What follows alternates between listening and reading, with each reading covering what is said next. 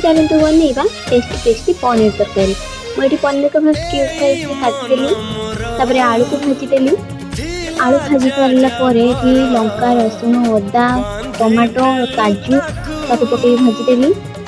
स्वाद अनुसार लुण हल्दी गुंड गरम मसला लंका गुंड करी पाउडर कि पनीर मसला देकी 5 मिनट पर्यटन कषिली जमीक मसला गुड़िक सीझीपर मुझे पानी देके ग्राइंड कर आउ तेल किसी दरकार नहीं मात्र तेजपत्र आउ सब मसला को देदेबा लंका गुंड टिके देबा आ करी पाउडर टिके देकी आम मसला को कषिबा। मसला तेल बाहरी आसला भजा पनीर को पकई कषिबा।